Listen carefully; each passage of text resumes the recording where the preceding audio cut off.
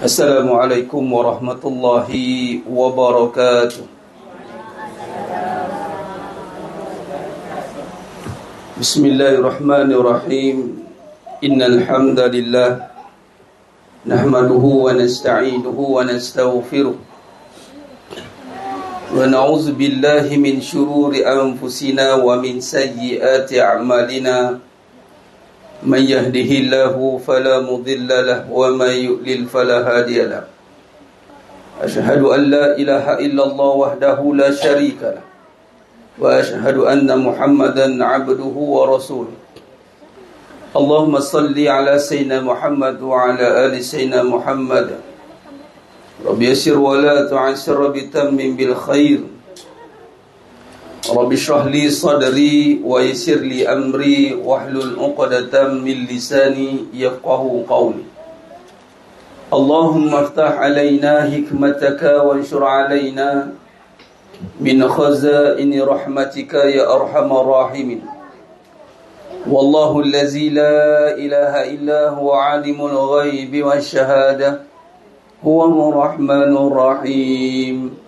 والله الذي لا إله إلا هو الملك القدوس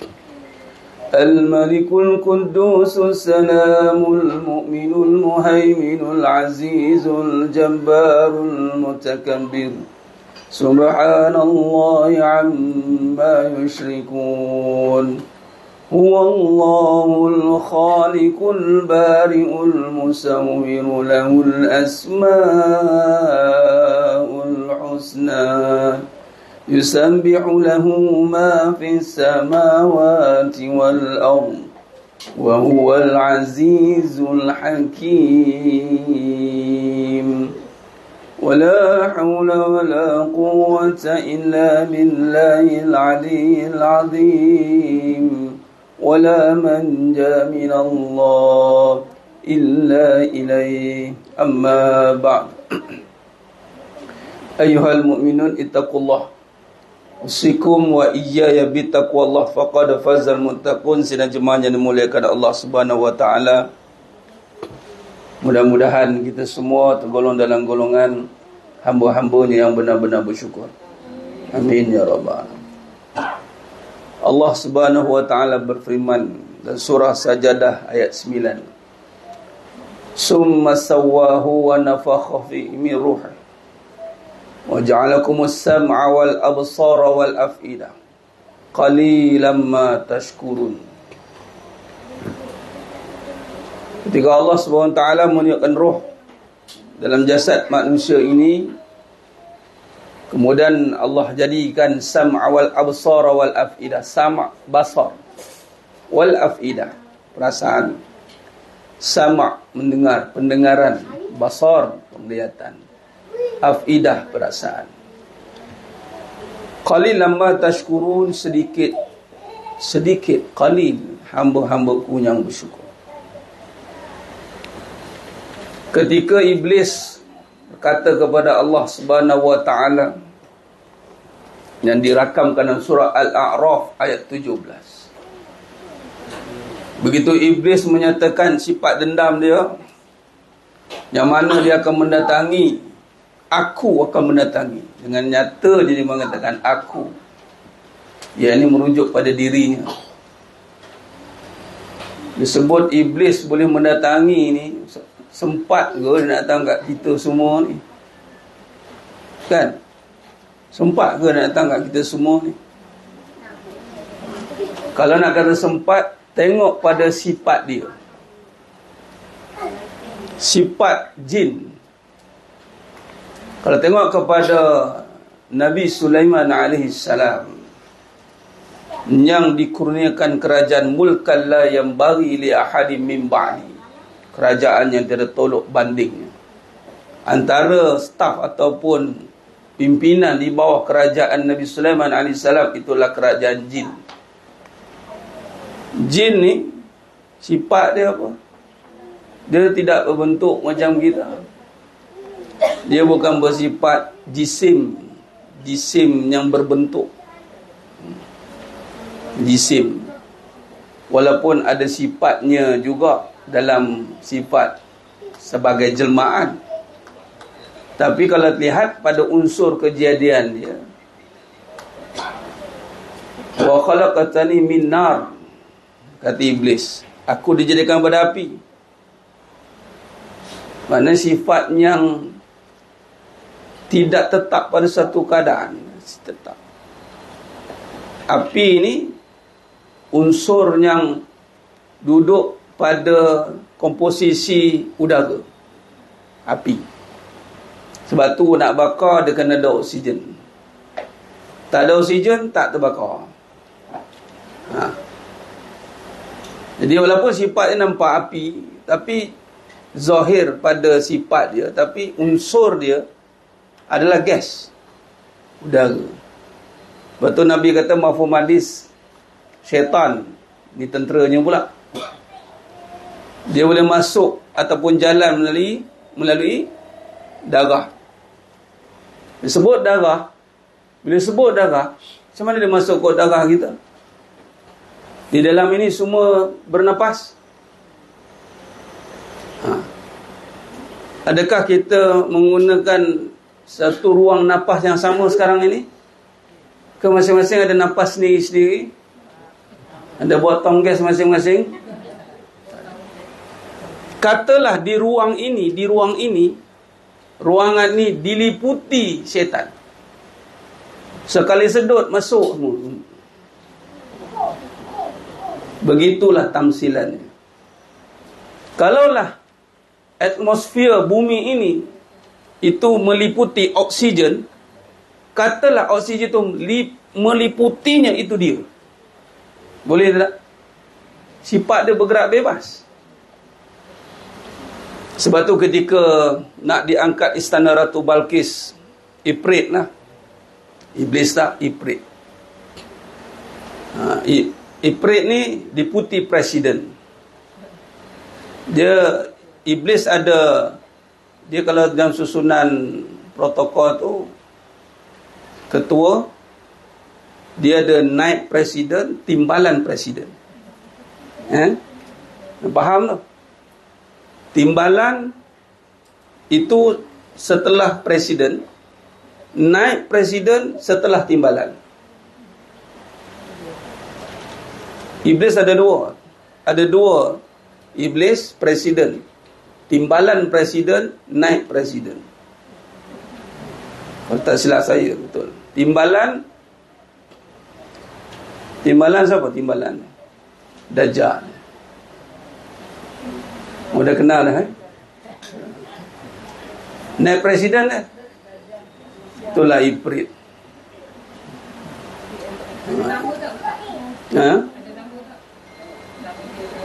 Pertubuhan dia. Nama dia Ifrit lah tu. Itulah nama dia. Nama Ifrit lah. Jin Ifrit. Nak angkat singgah sana tu, dah angkat dengan angin. Tapi 8 jam perjalanan. Tapi ada yang lebih laju daripada itu rupanya. Dalam keadaan kita tengok iblis ni dengan sifatnya boleh menjangkaui setiap inci ruang tempat unsur diri dia itu, bukannya bersifat bentuk arak, bukannya fizikal jisim yang kita nampak, tetapi adanya Allah takdirkan lebih laju daripada itu. Itulah kalau tengok pada kisah istana Ratu Balqis itu, Barkhia penasihat kepada Nabi Sulaiman AS yang boleh mengangkat istana Ratu Balqis sekelip mata, sebelum mata berkelip. Kalau teknologi sekarang pakai apa? Ambil gambar. Nak tak abang bawakan Taj Mahal kat yang sekarang? Klak, send. Sampai. Kemudian hologram kan dia.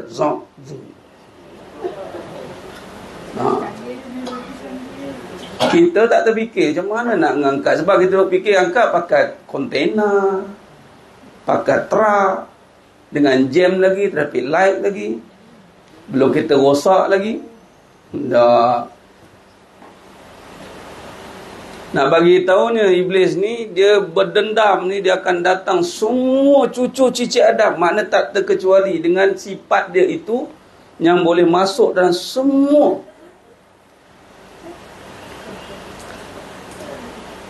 Apa je nak buat? Wala tajidu aksaruhum syakirin. Engkau tidak akan dapati mereka bersyukur. Dan ini satu perkara yang mesti diulang sebagaimana Allah ulang di dalam Quranul Karim.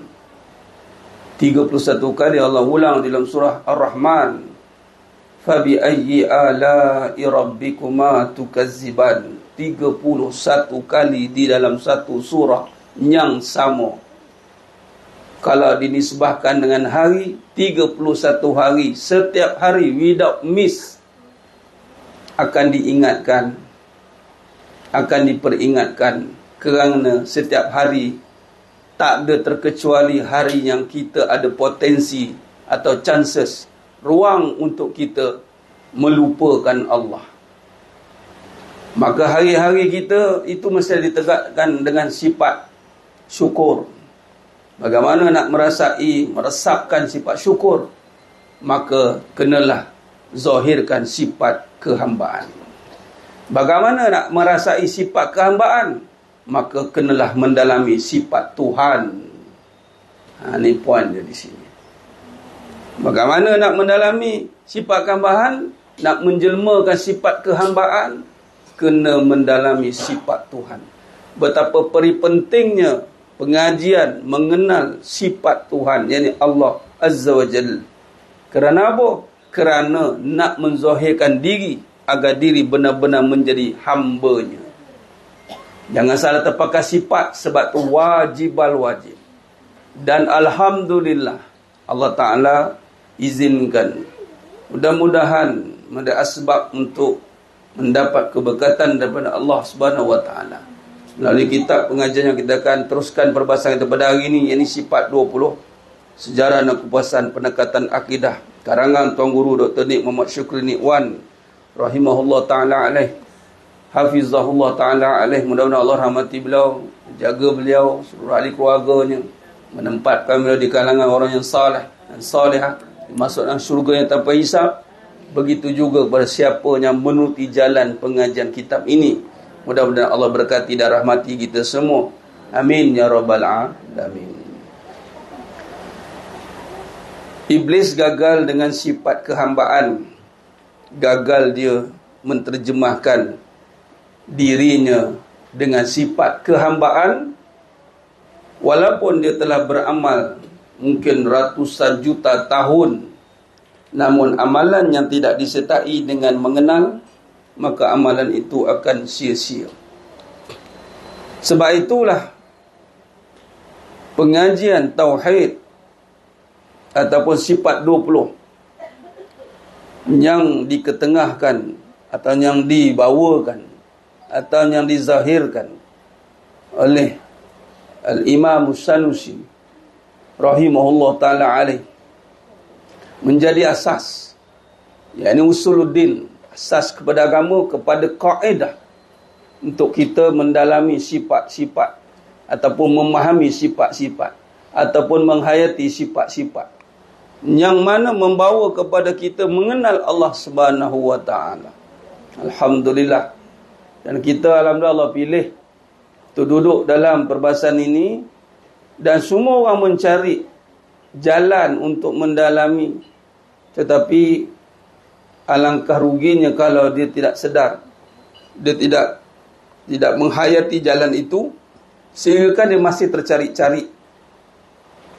Adapun bagaimana cara kita tidak mahu berada dalam keadaan tercari-cari, terpinga-pinga, maka kenalah kita letakkan diri kita sebagai hamba yang benar-benar ikhlas dalam menuntut ilmu. Niat hati itu nak menuntut ilmu, maka insya-Allah Allah akan mendorongkan kita kepada ilmunya melalui gurunya yang Allah akan datangkan. Kita cari macam mana? Cari itu dengan maksud kita ikhlaskan diri dalam menuntut ilmu, bukan mencari-cari yang kita mahu. Ikhlaskan diri dalam menuntut ilmu, bukan tercari-cari mengikut apa yang kita mahu. Bila Allah pertemukan jalan sebagai contoh dengan tarik, pengajian hakikat kehidupan. Sebab pengajian ini Allah zahirkan untuk mendalami sifat 20. Dalam perjalanan tadi saya pun terfikir, lalu Allah berikanlah tunjuknya. Dengan tunjuk bermaksud ilham lah. Semua boleh dapatkan berfikir apa ilham. Digabungkan dua situasi ini. Situasi yang sehingga terzahir pengajian. Dua. Iaitu ada dua doa yang mengiringi pengajian ini rupanya. Masya Allah. Saya pun Masya Allah. Bukan senang. Habis. Cas. Baru beli. Beli kat Kuala. Main. Cari kat Kuala. Semalam saya kat Usah. Betul-betul nak balik dah tu. Habis kelas pukul 6.30. Saya rasa beli kat sini tak sempat dah. Betul-betul ada satu kedai ada. Tinggal dua je. Tinggal satu je Kak. Tinggal satu je. Kat Kuala Pekan. Bukan macam kita. Dia ada kabel tu. Bawah belakang. Kenyang ni. Pakai putih tu. Pakai putih. Tak apa, kita rehat je. Okey. Maka tertegaknya itu dengan doa. Penting doa ni senjata mukmin. Doa yang pertama ni saya sebut ni sebab saya fikir penting, sebab kita nak berjalan dalam satu perjalanan itu, kita kena nampak tanda-tanda. Kita dalam perjalanan, nak melalui perjalanan, satu perjalanan itu, kita kena ada petunjuk supaya kita nampak, oh jalan ni adalah jalan yang ada tanda-tanda yang mengarah kepada lokasi itu. Orang kata jalan ni jalan mana ni, tak ada tanda signboard apa pun tak ada. Kan? Sebab tu ada tanda-tanda. Ni pun tanda-tanda. Baik. Antara tanda-tanda yang boleh saya kongsikan, bagi saya ini satu kebaikan, mudah-mudahan menjadi asbab untuk kita lebih yakin di dalam jalan kita menuntut ilmu ini. Yang pertama tu dengan doa yang Allah zahirkan melalui perjalanan seorang ibu dan ayah lah. Mak saya lah dengan ayah mendoakan. Boleh? Cik. Faham. Dia nak bagi saya dengar, tak apa.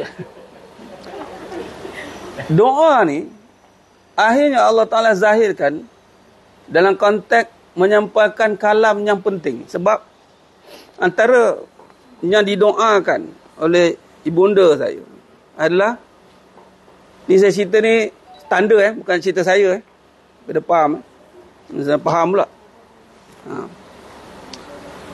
Sehingga kan kata-kata yang keluar itu adalah umpama kata-kata yang mesti hasil daripada mutiara syurga. Mutiara syurga. Dan tak ada lain untuk kita ke syurga. Itu dengan kalimatut thayyibah, la ilaha illallah. Jadi banyak Allah boleh letakkan untuk bercakap dalam beberapa bidang lah boleh.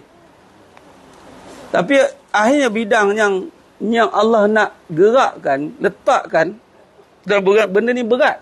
Bukan satu benda yang mudah.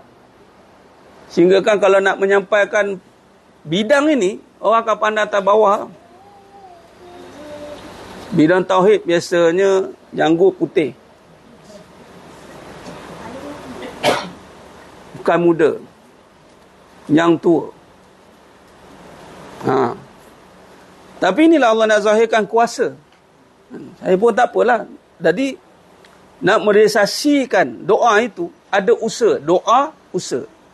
Ingat, doa dan usaha. Maka bertemulah satu doa lagi. Ni nak cerita ni, doa ni saya tengok tadi lah. Bawa balik, tadi digabungkan. Perkara ni kita kena selalu minta Allah tunjukkan. Datanglah doa daripada seorang ibu dan daripada seorang guru. Ini yang saya nak katakan di sini. Yang mana subhanallah. Ini. Subhanallah. Okey. Subhanallah. Okey. Yang mana dua doa yang pertama adalah pencetus. Nak cerita ni panjang, puluh tahunnya cerita ni. Sebab tu walaupun tengok pada usia mungkin muda, tapi perjalanannya tua. Perjalanan tua. Ni saya cerita mukadimah sikit sebelum kita masuk pembahasan sifat. Maka perjalanan doa ini tidak habis di situ, maka datanglah usaha untuk bertemu dengan doa seorang guru yang meminta, mencari untuk dipanjangkan siapa yang nak membawa pengajian sifat 20 ini. Doa spesifik minta. Biasa kita doakan ya guru, macamlah doa mudah-mudahan semua berjaya jadi anak yang bagus, anak yang bagus gitu. Ini ada guru yang memang spesifik nakkan ilmunya itu dipanjangkan dan memohon siapa yang membawanya. Dan saya fikir, Masya Allah. Dan ketika Allah pertemukan saya dengan Tuan Guru Dr. Nikwan Syukri Nikwan, bila menzahirkan doa itu rupanya, sebenarnya dia tanya dulu macam mana boleh, sebab timbul persoalan itu. Memang benda. Dan saya kira dia bermula dengan doa seorang ibu lah. Maka dibawa usaha itu sehingga diformalkan, diperhalusi melalui perjalanan hidup, kemudian perjalanan ilmu. Sebab tu saya kata ikhlaskan menuntut ilmu. Kita akan dipertemukan guru yang ikhlas untuk memberi. Ini main-main. Tak ada kira dia kata Alhamdulillah, memang dia ikhlas nak memberi ilmu ni. Tak ada sebab lain. Malah kalau nak diangkat pun dia kata anak tak nak, jangan cerita apa-apa, jangan pada beliau yalah, dah habis kat situ lah. Dia kata jangan okeylah, tak apa. Saya pun bila tahu peribadi beliau, Masya Allah. Satu. Kedua, nak cerita ni, bila saya terlintas nak cerita ni, malam saya kelas dengan Dr. Zulfalmi tentang orientalis. Pun satu anugerah yang besar, beliau adalah antara pembentang fatwa untuk menggezetkan suatu ajaran itu sesat. Dia melibat fatwa kebangsaan. Dia depan mufti, depan sultan, Dr. Zulfahmi. Dan begitu dengan Dr. Faizal Khair. Jadi semua yang didatangkan ni memang guru-guru yang saya cakap Masya Allah, ini semua sniper ni. Memang yang menjadi pencetus bidang. Macam semalam saya bidang karya perbandingan agama. Kita akan mengaji tentang agama-agama. Dan kita mengetahui tentang setiap agama yang ada di alam kehidupan manusia ini. Dan dia panggil comparative religion. Cuma dalam pencetus pengajian itu adalah untuk dakwah purpose. Dia ada satu lagi term je kan. Untuk tujuan berdakwah ini, tak ada lagi yang buat. Compare ada, belajar ada, Azhar ada, mana-mana universiti ada. Cuma tu gunakan dia sebagai weapon balik, tu bukan kerja mudah. Jadi berbalik pada ini, pengajian ni dikhususkan, diminta. Dan saya hanya alat untuk menterjemahkan hasrat beliau. Mudah-mudahan Allah beri kekuatan untuk menterjemahkannya. Walaupun tidak sesempurna yang dimahukan, mudah-mudahan Allah sempurnakan. Seminta amin ya rabbal alamin. Sebab dah start, bila sebut mata Barahin ni, saya tengok tadi bila kita mula, dan saya pun bincang dengan beliau, berapa jabatan dah mula mensyarahkan balik matan Barahin. Dah mula buka balik pengajian. Dah buka dah, tapi daurah buka balik cerita. Bagi saya ini satu perkara yang luar biasa, Masya Allah. Dan sembulan tadi tanda dalam pengajian ni. Dan semalam pun saya pun terlintas juga, siapa yang baca wall di FB pun tanda juga. Apa tanda pengajian yang diberkati? Maka silaturahim terbina di sini. Bukan silaturahim terbina saja, ada yang sehingga menjadi suami isteri bersama. Yang main tau. Saya kira nak buat kenduri lah nanti. Boleh je salah satunya pasangan haji kita bertemu di sini. Ada 4 pasangan tak silap saya. Tapi yang bertemu kemudian hilang tu ada juga. Mudah-mudahan niat dia betul lah. Dia tengok mana boleh cari pasangan, kita buat lagi, bertuah betul. Ada 4 pasangan. Yang pergilah. Ni yang datang jadi suami isteri, cerita apa? Jadi tanya, macam mana boleh sampai jadi suami isteri tu? Itu satu petanda. Dan ni bukan agensi cari jodoh, jangan salah faham. Cari jodoh pula Ustaz sini, tak. Tapi di situlah kita kena tahu tanda dia. Tanda. Begitulah dengan perbahasan kita ni, kita belajar tanda. Ibu bagi segala tanda. Tanda ni maknanya bagi akal kita nampak, akal kita faham, akal kita boleh mentadbir urus kehidupan ini dengan sebenar.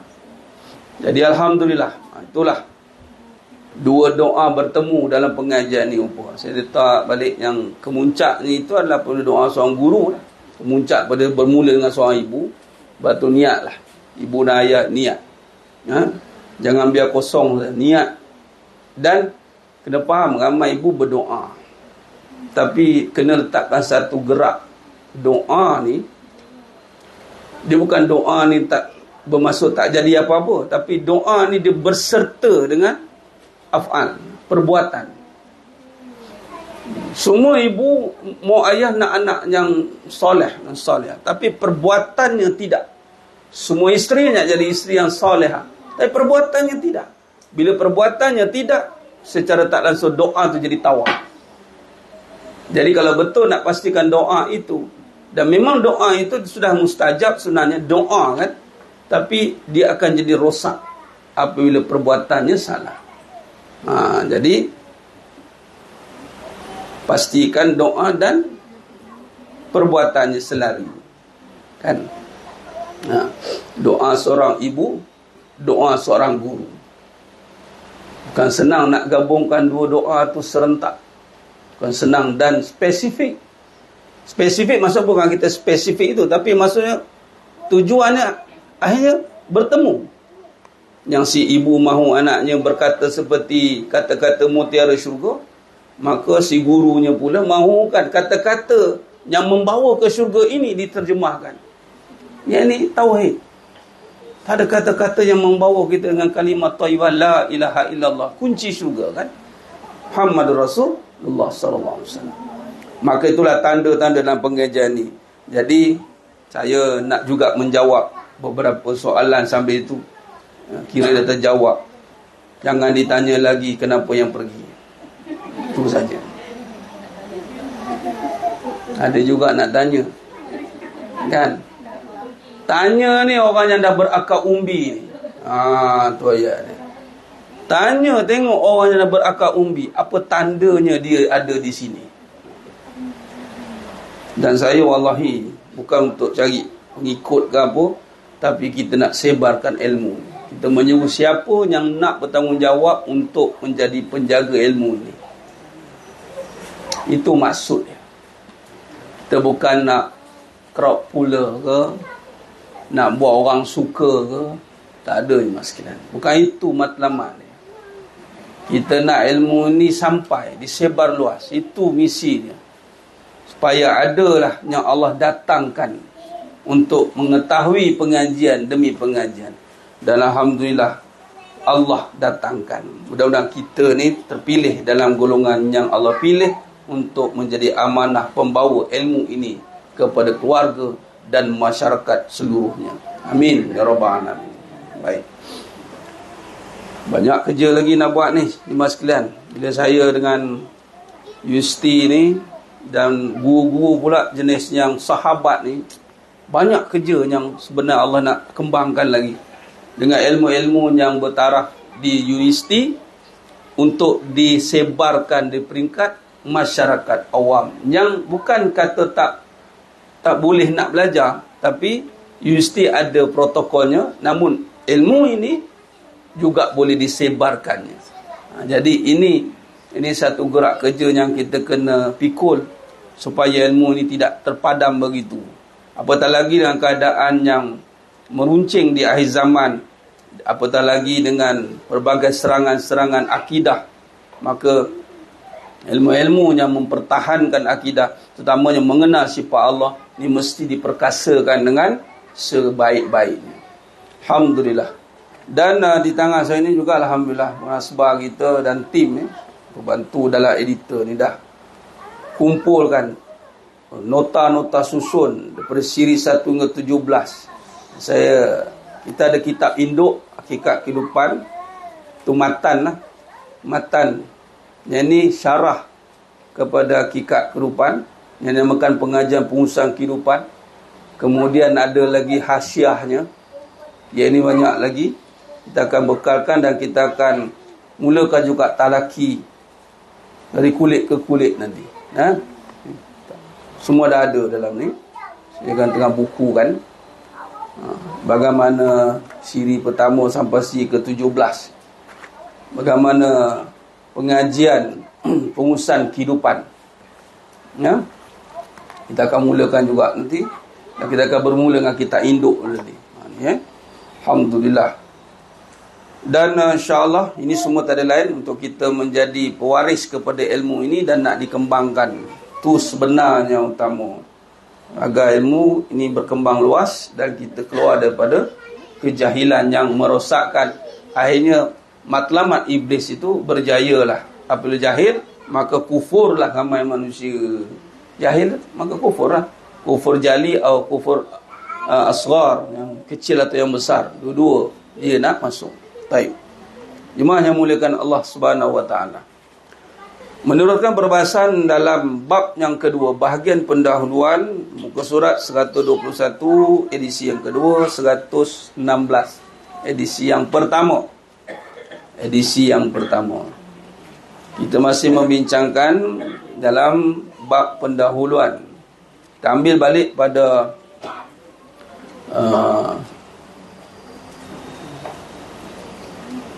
Perenggan-nyata Imam Sanusi. Kita ambil balik di situ. Imam Al-Sanusi turut menjelaskan bahawa kedudukan sifat 20. Kita ambil balik di situ. Saya dah baca dah, tapi kita ambil balik. Alah sebahagian. Okay. Imam Al-Sanusi turut menjelaskan bahawa kedudukan sifat 20 ada sebahagian daripada sifat-sifat Allah SWT yang maha sempurna. Famimma yajibu li maulana jalla wa azza 20 sifat. Maka sebahagian, dalilnya ini ayat ataupun petikan daripada kalam yang ada dalam matan Sanusiyah. Kitabnya ada, yang paling lama di Alam Melayu ni ada. Nanti saya sharekan kitabnya. Mungkin tengok saya print ataupun saya sharekan PDF. Kita akan nampak di mana potongan ayat itu diambil. Ini bahagian bab susunan yang disusun dalam perbahasan ini mengikut susunan matan Sanusiyah. Yakni maka sebahagian daripada apa yang daripada yang wajib bagi Tuhan kita yang maha besar dan yang maha mulia 20 sifat. Perkataan mimma berasal daripada dua perkataan Arab, iaitu min dan ma. Dia sebutkan perkataan min bagi Tuhan tabi'id, iaitu sebahagian. Min. Maka yang dimasukkan perkataan mimma adalah bilangan sifat-sifat yang wajib bagi Allah SWT yang maha besar dan yang maha mulia. Iaitu sebahagian. Bermaksud tidak terhad. Maka kalau ada yang mengatakan Imam Sanusi rahimahullah ta'ala menghadkan atau berkata kenapa kita belajar sampai 20 je sifat? Sedangkan sifat Allah tak terbatas. Memanglah. So, Imam Sanusi pun cakap sebahagian. Tu dalil tu bawa famimma tu. Itu datang daripada matan Sanusi. Dalam tu. Ia tidak terhad kepada sifat, bahkan sifat-sifat yang wajib baginya tidak terhingga, akan tetapi yang dibicarakan di dalam matan Al-Barahin hanya sebahagian sahaja, iaitu sebanyak 20 sifat. Memang sempurna, bila sebut sempurna tak terkira, tak terhad. Tapi kenapa ada perbincangan 20 sifat? Itu kaedah. Kita nak ambil sebahagian daripada yang sempurna itu, nak dijadikan panduan agar merasai kesempurnaan keseluruhannya. Nak faham? Bukan maksud kita faham 20 sifat wajib bagi Allah ini, kita rasa 20 tu je. Tak. 20 ini adalah untuk merasakan kesempurnaan bagi semua yang ada. Kaedah. Maka diambil sebahagian. Contoh kek. Kan kek. Pergi secret. Secret apa? Secret resipi saja. Beli kan? Itulah potong. Slice tu makan. Adakah slice kita makan tu mengatakan kek itu bahagian itu je yang sedap, yang lain tak? Mesti. Kenapa kata semua sedap? Sebab diambil daripada semua. Sebahagian kita ambil daripadanya. Walaupun satu slice kita makan, boleh tak kita kata semua sedap? Boleh. Kalau makan semua, tamak. Semua dia makan satu kek. Jadi ambil sebahagian kek, walaupun satu slice. Tapi kek tu, katalah kek tu ada 100. Tak kena makan semua 100 tak? Makan satu cukup. Satu. Sedap semua. Nah, begitulah tamsil 20 sifat wajib ini. Malah dinyatakan oleh Imam Sanusi menggunakan kalimah fa mimma, min dan ma. Min ni daripada sebahagian. Apa yang sebahagian daripadanya itu dikeluarkan lalu nak dibahaskan, bukan mengurangkan atau menghadkan. Nampak? Sebab ini penting untuk faham ni, kerana jangan salah faham. Sebab ada yang tak faham mengatakan ada terhad saja 20. Kamu ni memang tak faham. Itulah suruh ngaji tak mau ngaji. Dah lah tak faham, tak payah 20 ni. Kalau tak payah 20, satu kek tu dia kokak. Faham? Cuik sana, cuik sini. Contoh tak? Dan sekali, comot lah, compang camping lah. Sebab tu ada kaedah ni. Al-Hudhudi menghuraikan perkataan mimma seperti berikut. Imam Al-Hudhudi yang sezaman dengan Imam As-Sanusi. Sebab tu ada syarah matan Sanusiyah oleh Imam Al-Hudhudi. Mana dia dengar sendiri Imam Sanusi syarah. Mana boleh syarah lah. Iaitu sebahagian yang wajib kerana sifat-sifat yang wajib bagi Tuhan kita yang maha tinggi dan yang maha mulia tidak mencakupi 20 sifat kerana kesempurnaannya tidak terbatas. Nah, macam kita bincang tadi. Nampak? Kesempurnaan tidak terbatas, maka apabila kita mengkaji sebahagian sifat itu, tidak bermaksud sifatnya terbatas. Nah, sedap itu luas. Tak bermakna kita menghadkan sedap itu hanya pada makanan yang berbentuk 1, 2, 3, 4. Contoh, sedap makan kek. Tadi satu contoh. Kedua, nasi pun sedap juga. 3, makan mi pun sedap juga. Makan apa lagi sedap? Sedap, banyak sedap ni. Dan sekali sedap, banyak je. Faham? Tak terhad lah. Okey. Jangan hadkan. Tetapi kena adalah perbincangan tu, supaya kita nak bahaskan. Itu saja.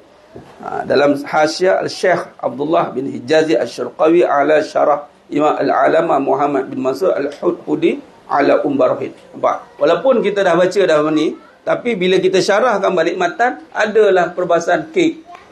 Minggu lepas ada cerita pasal kek. Tak ada. Kipat, on, switch. Boleh buka.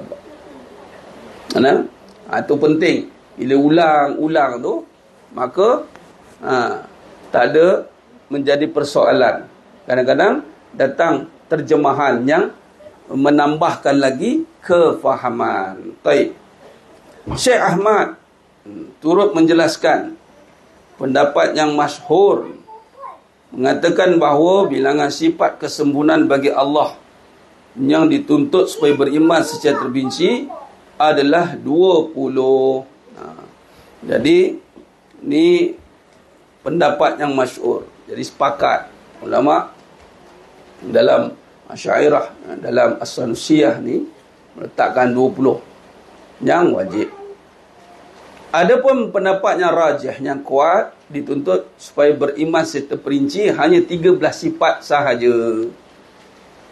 Manakala 7 sifat maknawiyah wajib diketahui secara ringkas. Nanti maknawiyah, terjemahan pada ma'ani, kita akan bincang pada bab maknawiyah nanti. Dalam 20, yang rajih kata, yang kuat 13. Ya, 13. Itulah termasuk nanti perbahasan nafsiyah, salbiyah dan ma'ani. Ini ada pecahan. Ini bab pendahuluan ni. Dalam bab kita masuk bahagian zat yang wajib bagi zat Allah. Di situ ada bawa pecahan 4. Maknawiyah ni termasuk dalam pecahan yang perbahasan sifat wajib bagi zat Allah SWT. Baik. Nak menunjukkan selain itu, Syekh Ahmad mengemukakan 24 sifat yang wajib bagi Allah SWT. Juga ada perbahasan yang kita faham, maklum, biasa kita dengar 20. Maka ada juga perbahasan 24 sifat. Tambah 4. Di mana tambah 4 itu? Yang pada idrak. Ini mendapat takwin, mengada. Ini kita ada 2 imam yang muktabar dalam aliran Asy'ariyah dan Al-Maturidiyah. Abu Mansur Al-Maturidiyah yang membezakan dengan Asy'ariyah, dia ada perbahasan takwin tu. Takwin, mengadakan. Kaunuhu ta'ala mudrikan, keadaan Allah SWT yang mendapatkan. Kaunuhu ta'ala mukawwinan, kerana Allah Ta'ala yang mengadakan atau menjadikan. Pada sebagian sifat kesempurnaan bagi zat Allah SWT, manakala sifat yang sebaliknya adalah mustahil baginya, lawan. Maksud, nampak? Satu tadi tak terikat dengan 20, tapi perbahasan 20. Maka wujud juga perbahasan 24. 24 ni ada tambahan 4 lagi sifat tambahan itu. Dan tak jumpalah kalau dalam perbahasan Sanusi, Al-Imam Sanusi, tak jumpalah takwin itu, kerana ditukarkan nanti pada ta'alluq qudrah nanti tanpa disebut takwin. Nanti kita bincang ta'alluq qudrah, ta'alluq qudrah. Ini dalam apa beza pada, ada kitab Abu Mansur Al-Maturidi, Hasan Asy'ari, ada 2 imam besar ni yang wujud lahir pada abad ketiga Hijrah, kurun ketiga, abad ketiga. Itu hari saya sebut macam mana dia sebut abad pertama bermaksud 100 ke 200. 100 ke 200. Abad kedua 200 ke 300. Abad ketiga dah abad tu, kedudukan abad 300 ke 400. Abad keempat 300 ke 400 ke 500. Jadi antara tu abad tu. Baik. Maka sifat idrak ini pernah dikemukakan oleh Al-Qadi Abu Bakar Muhammad bin At-Tayyib Al-Baqilani dan Imam Al-Haramain pengetahuan kita lah. Maksudnya wujud perbahasan tidak terhad pada 20 sifat saja. Yang ini ada tambahan pada idrak tadi. Manakala sifat takwin pula pernah dikemukakan oleh Imam Abu Mansur Al-Maturidi. Itu nama kitab Abu Mansur Al-Maturidi dalam kitab Tauhid, At-Tauhid kitab. Baik. Adapun kita mengambil tahu sifat itu kerana dia juga ada kaitan nanti dengan perbahasan. Iaitu idrak, artinya mendapat.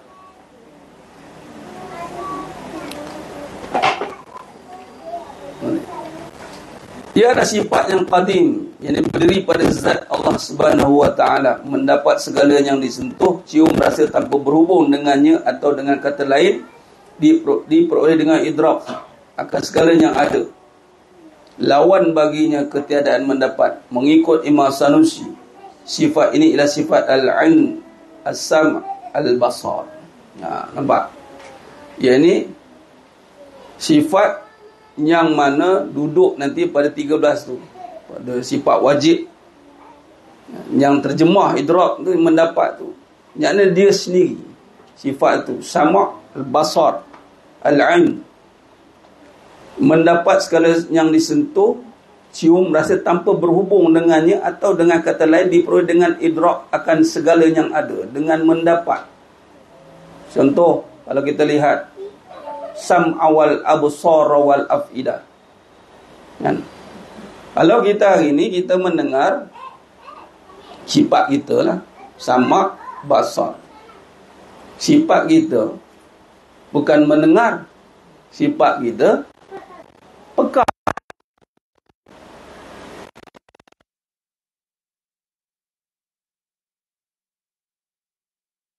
Waktu ada di situ, bagi kita ada medium dia. Untuk mendengar tu ada medium ni, telinga. Medium.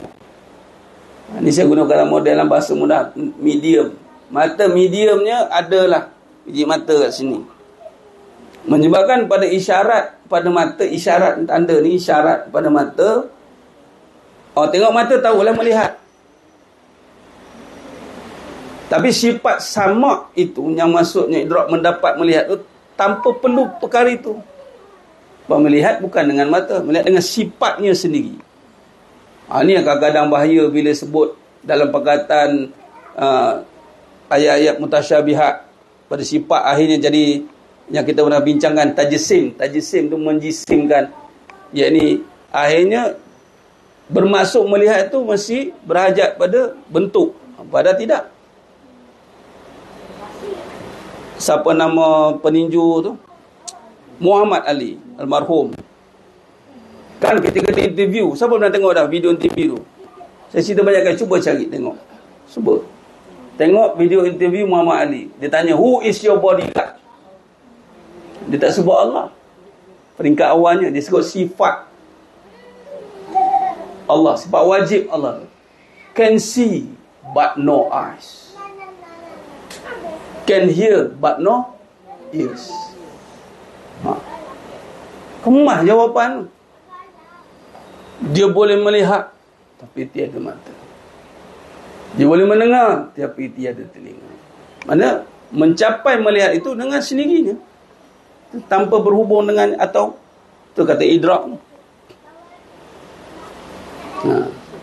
Langit ada berapa tiang? Kenapa tak ada tiang? Kenapa tak ada tiang?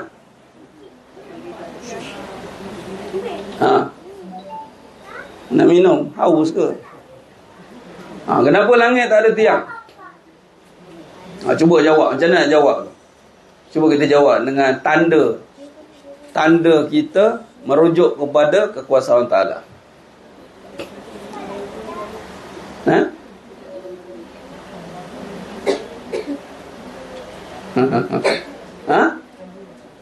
Macam mana? Kenapa langit tak payah pakai tiang? Ini cerita idrak ni.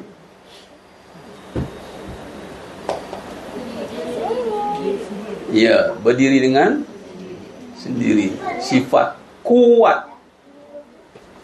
Walaupun tak sebut dalam sifat ni. Ini Asmaul Husna lah pula. Dia ada perkaitan nanti. Ini sifat yang disusun. Kuat. Kuat yang mana pada zat, yakni al-qawi. Sifat kuat pada zatnya, yakni Allah. Itu istighna. Tidak perlukan kepada benda. Sudah mendapat dia. Kita nak perlu tiang sebab nak kuat. Tiang. Dia tanya kita, langit ada bertiang. Dia nak akalkan kita, kita akalkan balik. Kenapa pakai tiang? Kenapa langit kena pakai tiang? Apa tujuan tiang? Untuk menampung bumbung lah. Tiang itu apa berhajat pada tiang? Menampung. Ini namanya kritis. Batu orang ngaji tauhid ni, Allah akan bagi cerdik. Lepas tu kena berfikir mas sekalian, kena berfikir. Tengok balik apa awal-awal, ma'urifallahu illa bil aqal. Tidak dikenali Allah melainkan dengan akal. Tapi bukan hanya tunduk pada akal, tapi menggunakan akal yang didorong dengan nakal. Menggunakan akal yang didorong oleh nakal. Apa nakal? Nakli, Al-Quran dan hadis. Sudah pasti. Nampak? Tengok tiang. Nak apa pada tiang? Nak kayu ke? Itu kadang-kadang kita ni, dia panggil, orang kata, banyak berkata kalam. Padahal bukan banyak berkata tu. Sebab kita nak ujah dia agar faham dengan nyata. Biar nyata faham kita agar tidak berkata-kata dah. Sebab tu kita kena kalam ulang lagi, syarah lagi, tanya lagi, supaya nyata apa yang kita faham itu benar, tepat dan jelas. Bagi contoh, tiang. Kenapa kita perlu tiang? Kerana kita nak ada sifat yang ada pada tiang yang ditaklifkan, yang telah diberikan. Jadi kuat. Kuat itu tak semestinya pada tiang kayu. Boleh jadi tiang besi. Tiang apa lagi? Tiang seri. Tiang seri nama. Tiang kayu, tiang besi, tiang plastik, tiang batu, tiang angin. Tiang angin? Pakai apa tiang angin?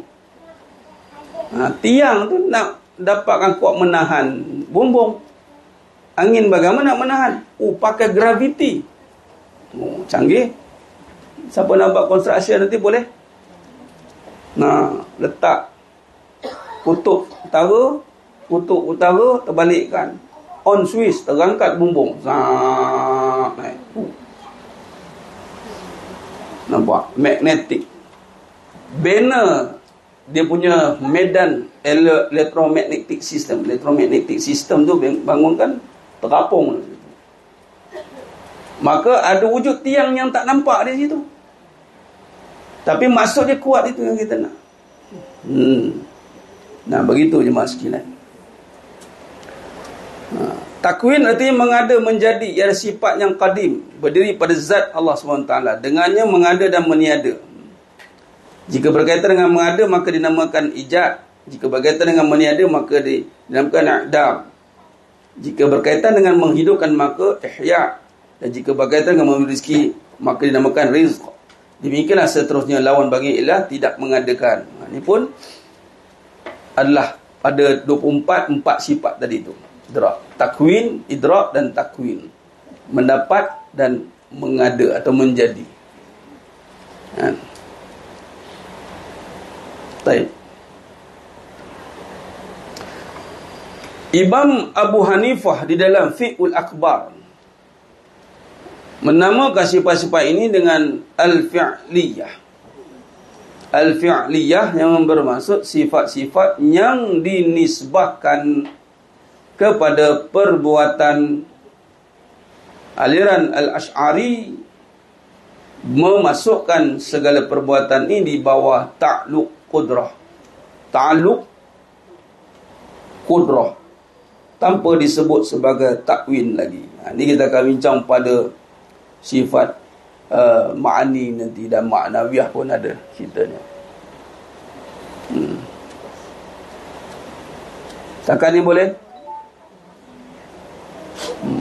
Dia berpinau dekat istilah tu nanti.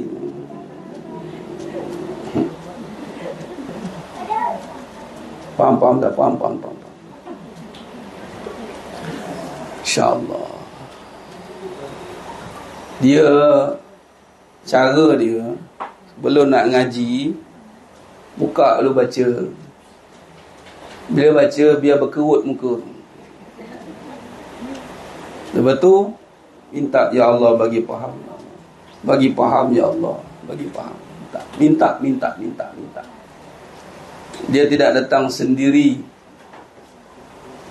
Dia didatangkan dengan kesungguhan nak memahami. InsyaAllah. Dan dia tak boleh ulang sekali, dia kena ulang berkali-kali. Sebabnya nak faham ni bukan dengan telinga, bukan dengan mata, tapi dengan hati.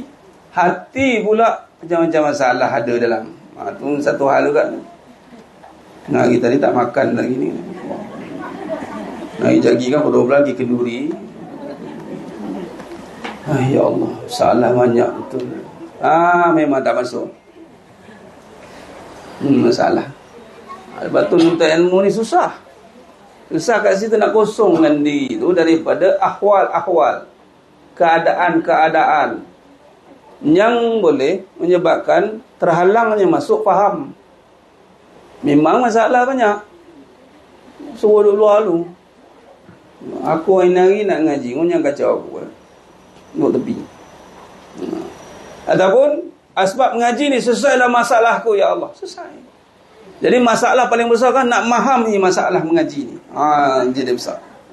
Itu berlaku dekat saya je, Pak sekalian. Bila kita buat pengajian ni, bila kelas nak datang tu, Allah rasa ni, berat betul. Apa benda ni berat ni? Mula-mula lah. Rupanya bila dah lepas kelas, lega. Benda ni buat aku duk risau ni punya. Sebab apa? Yalah, dah lah dalam kelas tu, tak aku engkau aku. Tu lah. Ini ramai-ramai okey lah. Dah lah duduk depan-depan pula tu menghadap. Start. Explain. Macam kita. Okey. Macam mana? Adalah. Present. Jadi kita dah bebankan diri kita untuk faham masalah untuk ilmu ini. Itu lebih baik daripada nak memahami masalah yang mata'ul ghurur, yang kesenangan menipu. Kan? Ini memang fi'liyah, ta'alul qudrah, takwin ni, takwin roh, lepas tu hilang pula takwin tu, tak pergi ta'alul qudrah. Ni pembawaan sifat diterjemahkan supaya tengok, supaya kita tahu semua. Kalau tak kita ngaji matan Sanusiah saja 20, kemudian kita habis kat situ. Rupanya kita tahu juga, Abu Mansur Maturidi menggunakan takwin. Nanti kita akan jumpa lah perbahasan nanti. Jangan risau. Ni kalimah-kalimah ini akan kita selalu ulang untuk kita bagi faham, insya-Allah.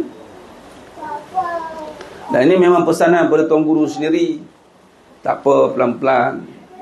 Tak faham, pelan-pelan. Pelan-pelan ni pelan-pelan pergi faham. Bukan pelan-pelan tak faham, slow dia ke belakang, hilang. Hati-hati. Betul. Tapi kelas ni mudah-mudahan taklah rasa terbeban gitu kan. Jangan macam saya pula. Rasa saya nak pergi kelas tu rasa, Ya Allah, rasa benda debar ni. Sebab apa? Nak kena present. Presentation tu, gelabah tu. Banyak term-term kita kena tak tahu kan. Tapi alhamdulillah lah. Allah bagi bantu. Guru pun ajar, kita dapatlah faham, insya-Allah.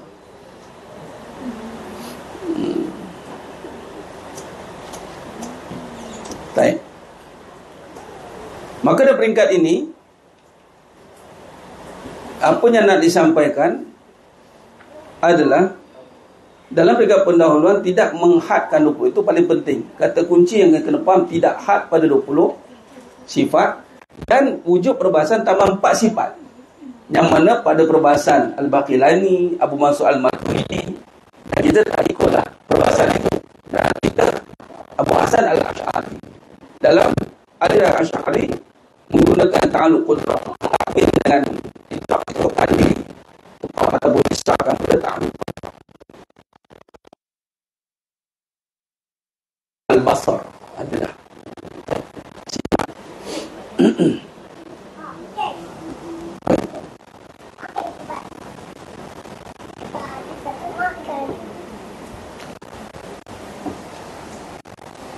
dengan mengemukakan sifat idrak dan takwin. Syekh Ahmad turut mengemukakan pendapat para ulama terkemudian wajar bagi peneman bersifat lagi pada sifat maknawi, iaitu kaunuhu ta'ala mudrikan. Ini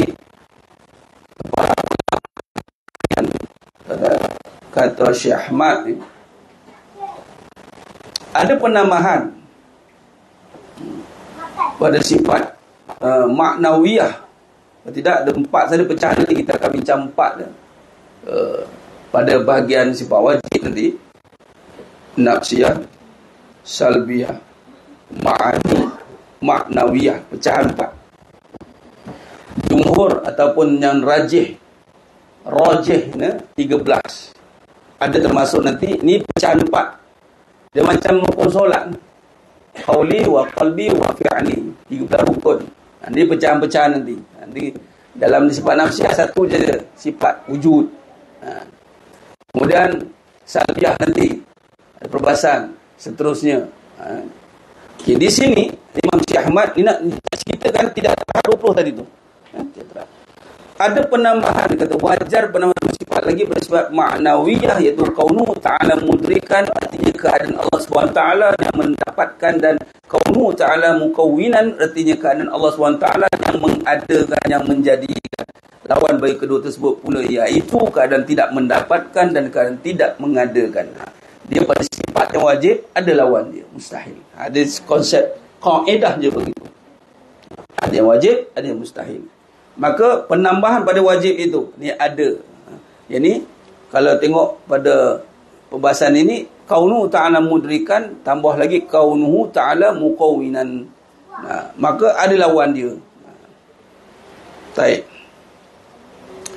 Golongan salafiyah turut mengemukakan, sebut salafiyah, kita dah bacakan reaksi salafiyah sebelum ini. Itu golongan yang satu golongan yang nak membawa pendekatan salafus soleh, yang ni membawa pada Quran dan hadis, pun mengemukakan 13 sifat menurut pandangannya rajih. Nampak? Maknanya adalah persamaan itu. Kenapa kata tak perlu mengaji sifat 20 kan? Mereka pun menggunakan 13 sifat menurut pandangannya rajih dengan mengubah suai sebagai nama-nama ke sifat ke arah lebih dekat kepada istilah-istilah yang digunakan Al-Quran. Itu je.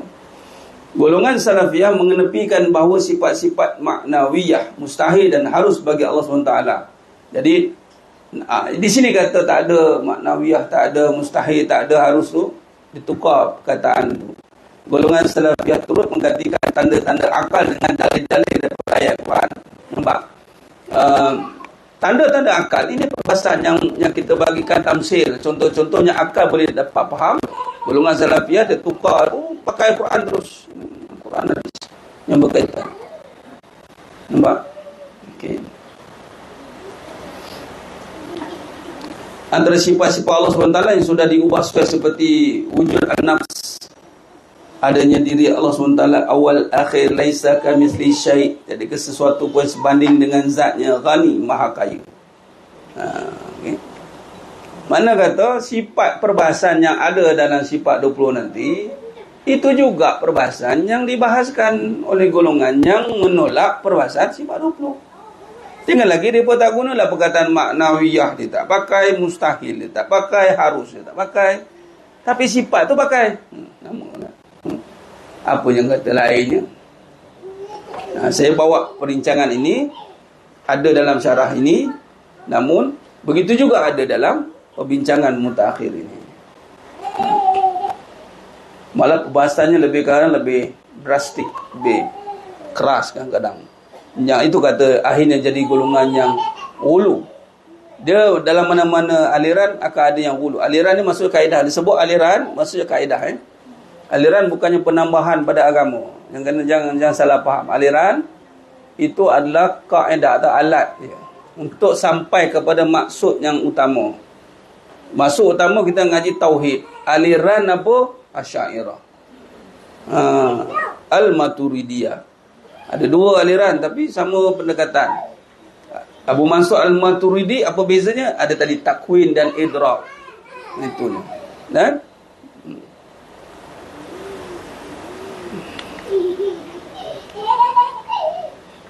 baik. Boleh jelas tak aku? Boleh? Baik, alhamdulillah. Baik, kita berhenti setakat ni. Nampak dah biru dah muka tu, nampak katanya. Tak biru kan? Okey kan?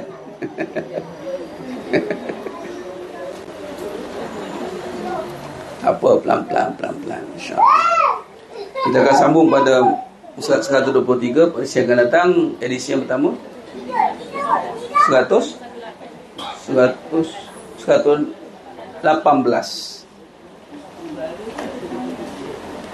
Nah,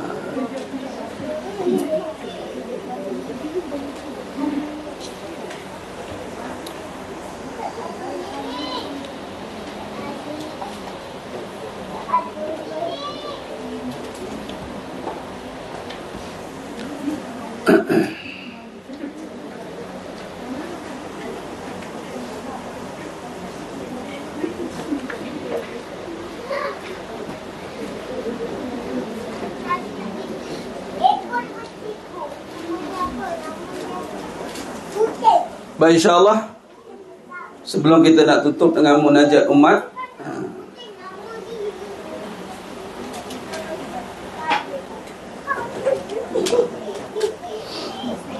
tutup dengan munajat umat, insya-Allah.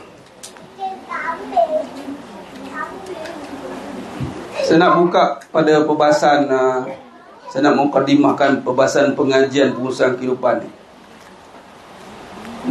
Memandangkan syarahnya dah ada kat sini, saya bacakan sikit. Baik, insya-Allah saya akan mukadimahkan pengajian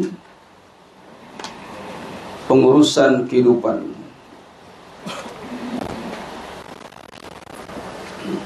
Apabila akidah sudah terbina dengan mantap, benar, tepat dan jelas, maka yang akan diterjemahkan adalah kehidupan yang terurus. Baik. Dalam siri yang pertama, mukadimah pengurusan kehidupan untuk mengenal Allah. Baik. Alhamdulillah,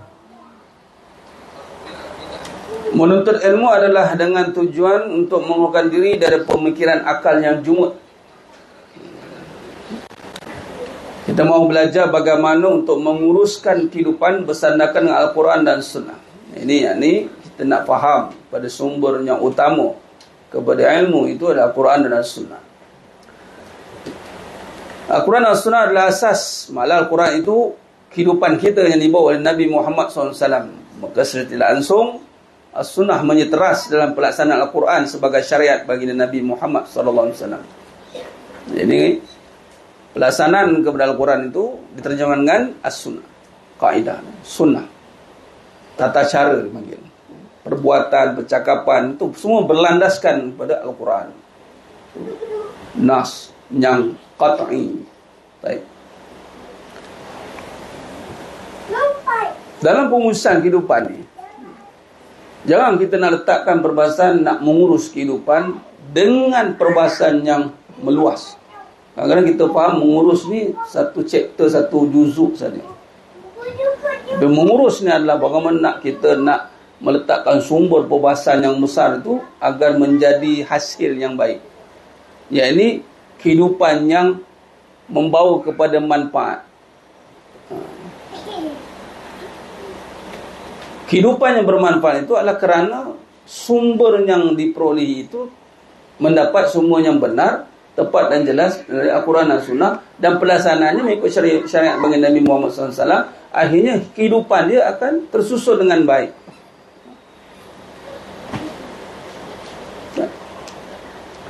Sebab itu tadi semalam sebut tentang kehidupan ni dalam perbahasan orientalis, kami buat perbahasan tentang bagaimana perbahasan tentang kehidupan orientalis, terutamanya Inggeris Barat ni. Dalam berkembang ilmu mereka baru start dan revolusi Perancis tu. Sebelum tu mereka dijajah habis-habis juga. Tahun bila revolusi Perancis tu? 1789. Makna sebelum tu memang mereka dipanggil Dark Ages. Dark Ages. Sebelum zaman Renaissance, kebangkitan menentang padri, yang mana padri dan golongan bangsawan yang meletakkan masyarakat pada itu dengan masyarakat yang kasta paling bawah lah. Di sana bawa begini. Ini ilmu yang semalam saya belajar, yang mana bila sebut tentang Barat, kita mungkin nampak macam mereka advance kan sekarang ni kan. Padahal mereka disuruh ilmu baru je bermula, baru sangat. Dari segi tamadun hidup tu. Malam cerita Zofami begitu. Dan Islam, era ilmu Islam ni berkembang lebih awal lagi. Awal lagi. Sebab tu mereka nak tahu tentang Islam, sebab pada abad ke-17, ke-16, ini dah start ujung-ujung abad pada selepas Renaissance, mereka mula nak mengkaji Islam. Kerana Islam berjaya menguasai Byzantine, Rom dan Parsi. Islam sebelum habis sampai 1394. Jadi ilmu ni, pengurusan ni, hidup ni dah pun establish. Terutama dalam bab tentang cara hidup. Habis satu lah, hygienik, kebersihan saja. Ada semalam tunjukkan bagaimana di sebahagian tempat sebelum Renaissance ni, sebelum Dark Ages, sebelum revolusi ni, mereka mandi pun tidak. Toharah tu tak ada. Iyalah. Yang aja toharah. Jadi di sini saya tengok bila sebut tentang pengurusan kehidupan ni, di sini nak menguatkan lagi perbahasan saya. Teori-teori yang wujud tentang menguruskan kehidupan, tentang terutama kehidupan tentang hati. Tak, tolong tutup itu kejap. Siapa? Kak. Pengurusan tentang hati, emosi lah apa semua yang dikeluarkan, ditunjukkan oleh orang-talis tentang ilmu-ilmu yang mengurus hati. Bagaimana mereka nak menguruskan hati, sedangkan mereka baru je nak mengenal hidup ni. 1789 tu baru sangat. Kita dah awal dah. Jadi di sinilah dalam bab pengurusan kehidupan ni, insya-Allah kita nak membawa balik, terutama dalam bab jalan tarik. Ini jalan untuk kita membahaskan, kita nak terjemahkan balik perbahasan kehidupan bersandarkan kepada kebenaran. Ini Al-Quran mengikut kepada tarik nubuwah. Ini khusus pada kehidupan. Inilah peranan Rough Academy Arthur Furqan di sini. Ya, ini kita nak letakkan satu perbahasan kehidupan yang sistematik. Contoh kita belajar tadi, tauhid formalistik, 20-an. Jadi kalau hidup bersistematik ni, macam mana kita letakkan kata hidup bersistematik? Bagaimana sistem yang kita nak ketengahkan? Adakah kita nak buat sistem yang dibawa oleh Barat? Ataupun sistem yang kita ada sendiri sebenarnya? Saya nak bawa pada perasaan sistem yang besar dulu, iaitu meletakkan sifat wajib bagi Nabi SAW, soft itu adalah menjadi struktur asas kepada pengurusan kehidupan yang kita dah uruskan dah sebelum ni. Tapi berlakunya era berubah daripada Europe century, American century. Kita kena terima satu benda. Kita kena terima. Ini pun kami bincangkan Bincang bertiga je. Main bertiga je bincang. Tapi cerita macam ni. Oh ya Allah. Dahsyat. Nanti saya akan properkan dan saya akan bentang apa bincangan tu, insya-Allah. Bagaimana setiap kehancuran yang kita kena, yang kita marah-marah hari ini, yang kita marah-marah hari ini, dan ini rekod ni. Sudah.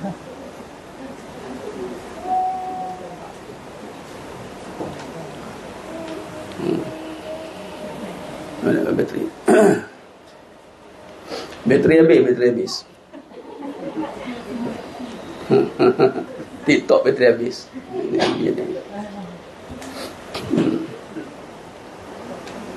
Okey. 10 minit. Adalah kerana kesilapan, kelalaian kita sendiri. Kita tak payah marah lah. Faham? Nak mereka nak conquer kita, nak takluk kita, nak jaga macam-macam benda lah mereka tengah buat kat atas kita ni. Faham?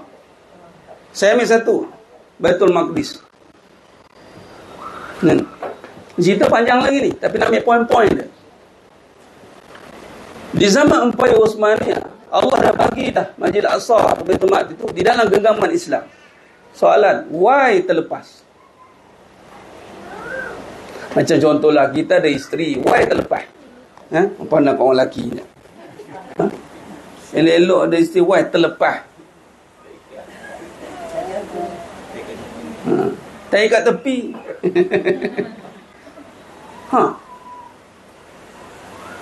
Kita gagal mengurusnya. Itu saja. Jadi sekarang mereka tengah nak urus kita. Lawan mereka, urus balik kita. Itu saja. Mereka tambah sistem mereka lah. Pengajian ada Allah jumpa dengan saya, outsource dan sebenarnya. Membincangkan kita kan, kita propaganda, naikkan yang bersandarkan kepada sirah yang benar. Dan ketika dibincangkan, Dr. Zulfahmi kata, dia sampai tahap umat Islam pertama malas membaca ini. Tak ada ilmu ni, sehingga ke orientalis yang lebih rajin mengaji. Bayangkan, kita sibuklah, itulah, inilah. Nak tahu dengan ilmu Tuhan sendiri pun kadang-kadang berkira nak pergi masa. Nampak tak? Ni orientalis, kaji detail. Nak bagi tahu ni, kita kena satu keadaan yang kita telah berada pada zaman yang terlepas dalam pengurusan, dan bahasanya adalah damage Islam.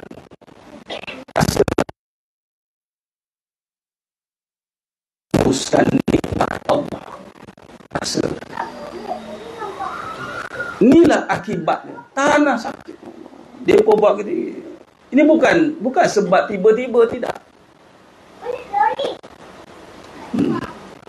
Saya cerita tu kan. Batu akhirnya bawa balik pengurusan kehidupan.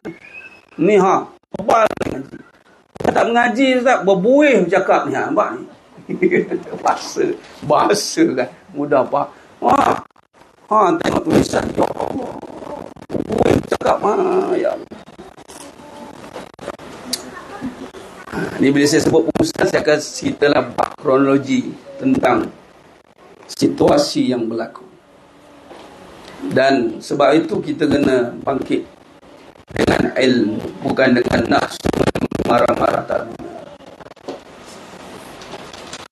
Macam mana mereka boleh menumpaskan Aceh bukan dengan marah-marah? Perang salib 8 kali dia pun nak tumpaskan kita, tak jadi. Semalam betul Faizal Khair kita. Mana Zulfahmi. Tapi akhirnya dia masuk dengan ilmu. Tombang dengan kelembutan yang dibawa dengan sifat-sifat ni, ilmu ni. Jadi sebab tu kita kena hidupkan suasana ilmu.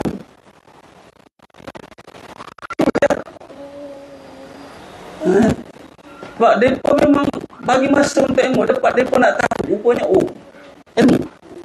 Tak challenge. Dan ini kita kena bangkitkan, mas sekalian. Dan pengurusan menguruskan hidup kita yang utama menyebabkan juga tertanggalnya kita bernikmat Allah itu. Kita dah tak ada satu azam. Ini satu bab dalam bab Aceh tu, dalam Abdul Ghaffar, nama apa nama? Saya lupa nama orang putih dia. Dr. Zulfahmi kata apa? Antara perkara yang dia jadi mufti tau. Dia jadi mufti. 8 tahun ke Mekah jadi mufti. Dia berharap pandai, i'rab pandai. Tak pandai. Dan kedua fatwa jihad telah dakwah. Kesannya kita dah tak ada semangat nak mempertahankan. Tak ada dah. Tanah air, apatah lagi jihad. Nombor tanah air, jihad qatal tu. Kemudian jihad nafs di sendiri-sendiri. Dia buatkan sendiri. Padahal poin yang disampaikan adalah apabila pengurusan itu kembali kucak-kacir disebabkan kesungguhan kita untuk mengurus hidup ini ke arah yang utama, yakni mengenal Allah. Sebab tu dalam mukadimah ni dia jadi saya bincangkan hari sekejap ni. Bila buka balik, memang pengurusan hidup untuk mengenal Allah. Sejauh mana kita uruskan hidup kita nak kenal Allah. Tu soalan saya.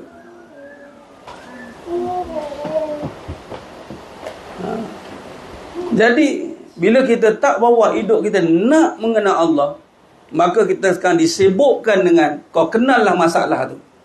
Sibuk kaji strategi orang, masalah tu, masalah musuh, masalah ni. Depa buat kerja depa. Patut kita dalamilah tentang Allah. Depa buat merancangan musuh dia. Depa buat perancangan depa lantak pi. Uruskan diri kita balik mengenal Allah. Rujuk kisah Sabah, negeri Sabah. Bagaimana Allah berkati baldatun thayyibatun wa rabbun ghafur, akhirnya terbalik jadi. Kerana apa? Mereka dah tak sibuk untuk mengenal Allah. Mereka sibuk dengan nikmat yang ada. 2 kali. Habis nikmat, habis. Sebab tu saya selalu tekankan, sibukkan diri dengan mengenal. Sibukkan diri macam inilah. Datang pengajian, datang. Bagi masa, tak kisahlah. Sebab saya tengok buat kajian ni, kita bukan bercakap kosong dah. Hari ni pula Allah takdirkan pergi ngaji. Dengar pula dengan telinga sendiri, dengan mata kepala, tengok perbincangan yang dilakukan oleh Dr. Zulfahmi dalam bab, semua bab dia masuk ni. Sebab dia pergi kaji orientalis ni, dia lawan kepada orientalis, occidentalis. Memang detail lah. Saya cakap, ya Allah syukurnya.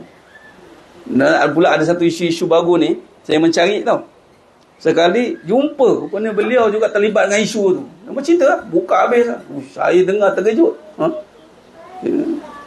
Tapi itulah kebenaran tu pahit untuk disampaikan.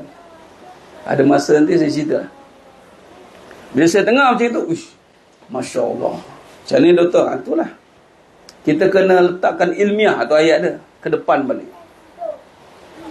Jangan terikut-ikut dengan nafsu yang melulu marah dengan tindakan musuh. Kerana musuh sedang melakukan kerja dia.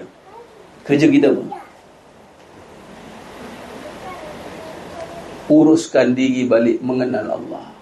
Ketahuilah jemaah sekalian, apabila Allah izinkan musuh makan kita, kucak-kacirkan kita, kerana waktu itu hidup kita tidak diuruskan untuk mengenal Allah. Tu saya cakap. Di saat kita sedang menguruskan diri kita untuk mengenal Allah, ketahuilah Allah sedang mengurus hidupmu. Akhirnya tak ada mudarat pun yang akan boleh memudaratkan dirimu. Apa pun yang mendatang, dia akan jadi tawar kembali. Tapi Ustaz, saya tengah masalah. Ya, masalah lah. Tapi uruskan diri mengenal Allah, lalu selesai masalah. Tu maksud dia. Macam sekarang Ustaz, tak boleh ni kiri kanan depan belakang, mereka dah conquer kita ni. Yalah, mereka dah conquer kita, tapi uruskan diri mengenal Allah, supaya Allah hilangkan ikatan itu. Rujuk nanti kisah, balik rujuk kisah Hauqalah. Hadis rujuk, buka matan cari. Hadis tentang Hauqalah. La haula wala quwwata illa billah. Bagaimana syarah hadis itu? Diringkaskan cerita, seorang suami isteri ini, anaknya ditangkap oleh musuh dalam peperangan. Balik, semua dah balik, tengok anaknya tak balik. Maka risaulah dia, jumpa dengan Rasulullah. Suami isteri, ya Rasul, anak aku tak balik. Semua dah balik ni. Kalau masa sekiranya syahid, aku reda. Tapi tak tahu keadaan. Maka Nabi kata apa? Perbanyakkan hauqalah. Kalimah la haula wa la quwwata illa billahil aliyil azim. Sahabat yakin dengan kata Nabi. Hilang kerisauan, terus mengamalkan kalimah hauqalah sampailah tertidur. Waktu tu dah malam tertidur. Ketika waktu pagi dengar ketukan pintu. Tengok anaknya. Bukan balik saja, bawa dengan rambut. Dan dia tanyalah oleh ayahnya, aku ceritakan hal-hal. Maka si anak muslim berkata, aku sebenarnya diikat kuat. Entah macam mana tiba-tiba ikatan ku longgar. Maka tinggallah si ayah dan rumah ni. Oh, inilah barangkali kalimah Allah itu berfungsi. Kenapa gitu? Itulah keadaan umat Islam sekarang dah terikat. Kalau abang apa? Dia tahu kalau abang apa? Kenapa tak nak balik untuk merasakan kekuasaan Allah yang akan meleraikan simpulan-simpulan itu? Tak yakin? Ini rasanya. Inilah dia sekarang. Bukan maksud kita membiarkan mereka berbuat apa-apa kita, tapi kita sedang diikat oleh mereka. Hanya yang dilepaskan saja akan terlepas. Air. Kalau tak ada orang kubur racun dan buat apa?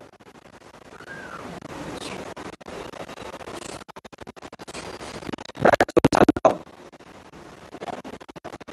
Apa ubat? Kenapa nak ubat? Itulah Bismillahirrahmanirrahim. La yadurru ma'asmihi syai'un fil ardi wala fis sama wa huwas sami'un alim. Tapi kadang-kadang itu tak 3 kali baca pun. Saya makam-makam 1000 kali. Baru rasa berbekas kat hati tu. Tasbih pun kat sini Ustaz. Yang main-main. Subhanallah, subhanallah.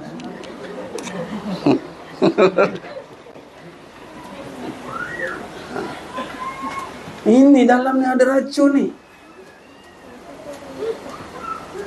Nak buat macam mana?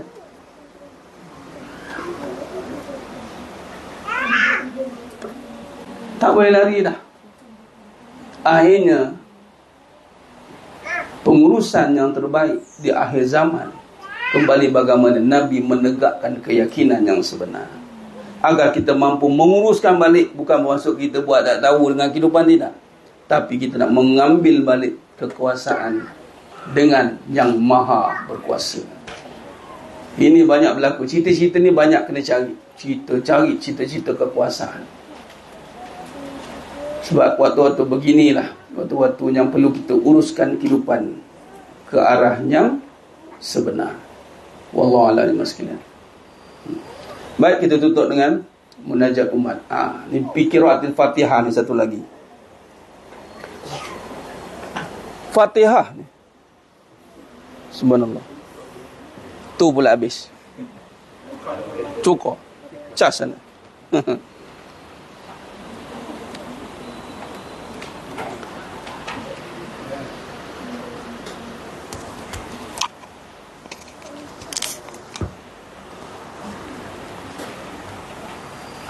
Subhanallah, subhanallah. Baik. Qiraatul Fatihah, Fatihah. Tengok asbabun nuzul perbahasan, rujuk tafsir Ibnu Katsir. Al-Fatihah itu Allah Ta'ala telah takdirkan padanya, dibaca oleh Abu Sa'id Al-Khudri,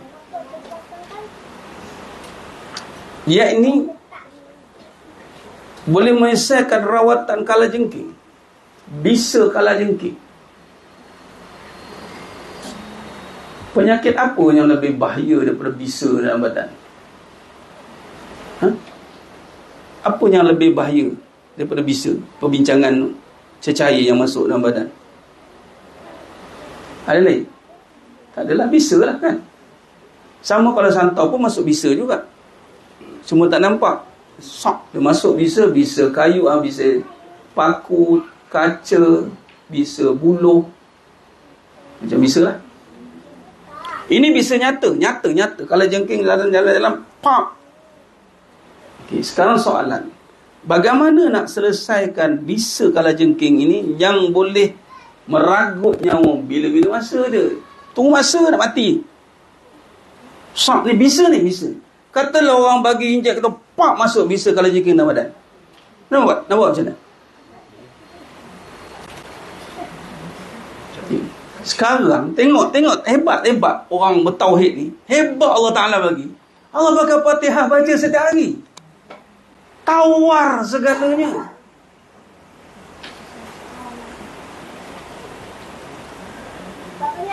Tawar habis. Itu baca habis pun tak baca Bismillah baru. Kita baca 17 kali. Kan? 17 kali baca kan? Kau tahu tak tahu lah kena makam tinggi lagi ke tak tahu lah.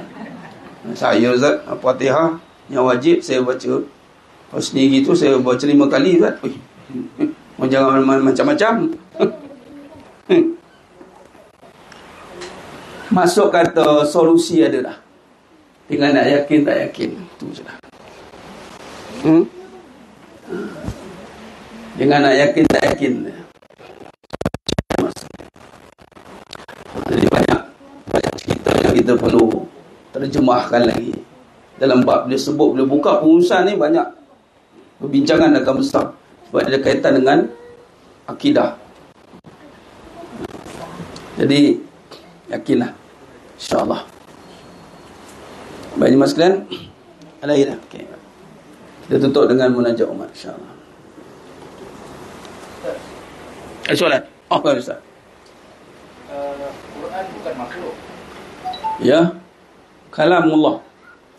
Jadi kalau ada statement yang menyatakan kita jangan pegang pada ayat sebab yang menyembuhkan tu Allah. Tapi Quran tu bukan makhluk. Quran bukan makhluk. Nah, seolah-olah Allah dan ayat Quran tu Berbeza, terpisah. Kalau macam ubat, kita faham tu makhluk tak? Kalau kita nak memahami ayat Quran dengan Allah yang menyebut, sebab itu perbahasan Al-Quran itu kalamullah. Al-Quran kalamullah. Bila kalamullah, dengan kita baca Al-Quran itu, di titik ni kita tak pasal off dulu. Habis tukar ke FB.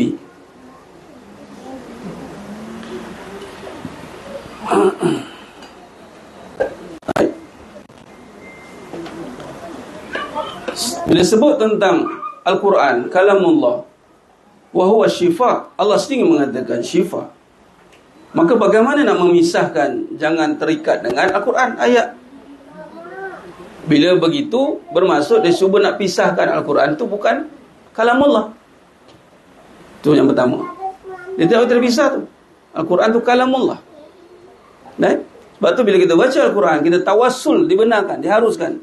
Malah boleh bertawassul dengan Al-Quran sebab kalamullah. Apatah lagi dengan amalan baik yang lain, apatah lagi dengan Quran, dengan sifat Allah, kalamullah. Cuma yang dimasukkan itu pertama hati-hati, sebab dia pergi pada perbahasan yang menolak Al-Quran itu, nanti diingat makhluk ataupun bukan daripada Allah, berlainan. Walau kalamullah pada Allah sifatnya. Maka berhati-hati pada itu satu. Yang kedua, mungkin yang cuba dimasukkan adalah dalam bergantung kepada amalan. Ada amalan-amalan dalam Al-Quran dan jadikan zikir. Jadikan zikir wirid. Kan? Wirid. Maka Dia cuba nak faham, jangan bergantung kepada ayat ni yang menyembuhkan. Tetapi Allah yang maha menyembuhkan. Betul tak? Ada pahamannya begitu. Maka di sini takluknya ni lah. Ini yang kata tadi. Bila sebut tentang Allah yang maha menyembuhkan dengan sifatnya Ya Syafi yang maha menyembuhkan, maka Al-Quran kalamullah, yang mana sepatutnya itu adalah sifatnya menyembuhkan. Sebab tu Allah kata Al-Quran tu wahwa syifa. Al-Quran tu namanya sifat Allah, syifa. Semua tu. Nampak tidak? Maka dia bukanlah amalan lain yang kata ayat ni menyembuhkan, mana ini dah selain Allah. Allah telah menamakan Al-Quran tu wahwa syifa. Bukankah syifa itu sifat Allah ya Syafi? Maka bolehlah mengatakan ayat ni menyembuhkan kerana kalamullah. Al-Quran ni berbeza. Melainkan ada amalan-amalan yang lain, mungkin wirid, zikir yang bukan pada Al-Quran. Itu ya. Al-Quran menyembuhkan, boleh? Al-Quran menyembuh, yakin dengan ayat Quran. Kalau ubat tak boleh. Ubat yang berbentuk fizikal tak boleh lah. Sebab dia berlainan daripada perbahasan kalamullah. Sebab kita pergi pada sifat Allah ni. Memang tak lari daripadanya. Cuma kita faham sifat tu Ya Syafi' ana nama Allah.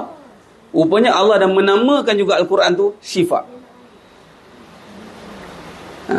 Jadi beramal dengan ayat Al-Quran untuk penyembuhan tidak lari daripada manhaj. Yang ini berpegang juga dengan keyakinan Allah maha menyembuhkan pada ayat Quran sahaja. Kerana Al-Quran itu kalamullah. Cuma yang kata cukup beza tu, itu pahaman dia mungkin pada amalan, tapi berbeza dengan Al-Quran. Amalan itu perbahasan-perbahasan yang perlu diperhalusi, zikir-zikir yang diperhalusi. Melainkan zikir itu ada sifat nama Allah, ya silakan, nama masih Allah. Tapi ada amalan-amalan yang tidak pada ayat Quran, selain daripada kalamullah, senang cerita lah. Ia tidak berbekas. Itu datang dengan sifat Allah. Allah menurunkan penyembuhan pada ubat. Dan ayat Quran tu boleh jadi ubat. Ayat Quran tu sudah menjadi ubat. Kerana ubat tu memerlukan kepada penyembuhan. Penyembuhan memerlukan kepada Allah. Maka dengan Al-Quran boleh menyembuhkan? Boleh. Kerana sifat tu dah ada pada sifat Al-Quran. Jadi kita sedang beramal dengan sifatnya. Apa tu Quran tu? Ya. Macam amalan Fatihah tu. Ya. Tinggal lagi kita kena yakin. Ya. Kita beramal dengan yakin. Naam. Mana perimeter Yakin tu, sebab ada yang beramal dengan Fatihah dan tanda dia yakin dia beramal, Ustaz. Okey.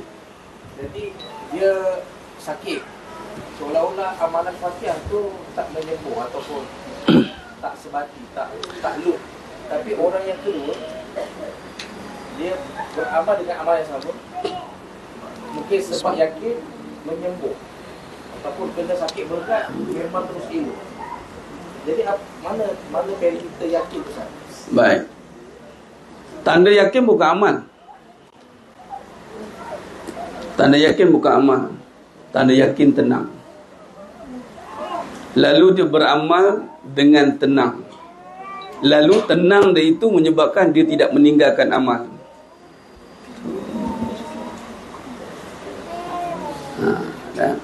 Tanda yakin itu tenang. Kenapa tanda yakin itu tenang? Sebab yakin itu merujuk kepada iman. Yakin. Iman merujuk kepada ingat. Ingat terjemahannya tenang. Orang yang yakin perimeternya adalah tenang di saat diuji dengan masalah Lalu dia tenang beramal dengan amalan itu. Bismillahirrahmanirrahim. Tengok datang masalah sampai dah. Alhamdulillahirabbil alamin. Contoh.